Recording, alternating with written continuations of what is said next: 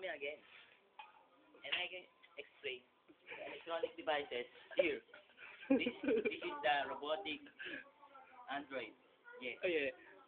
And then when you push the button here, fill up. Who's that guy? I don't know.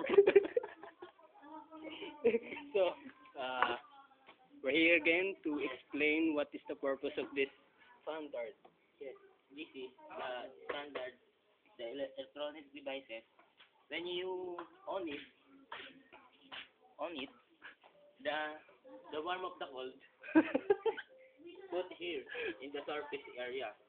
This is called The equator. the equator Yeah. and the ecuador.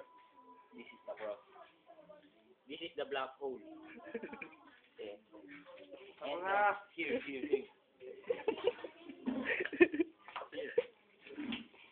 This is the double purpose of the electronic devices. Whoa. This is the warm If water. you open it, there's a fire. Yes. May lalabas na warm water. Warm And then- water. This is the This is the example. example of warm water. And So, then, I finish it. I leave it. what is the name of that invention? This is the electronic device. Magicalan. Called, Magicalan. Yeah. yeah. Yeah. We call this item or this gadget Magicalan. Magicalan with an electrical Tape. an electrical tape. Unlike this.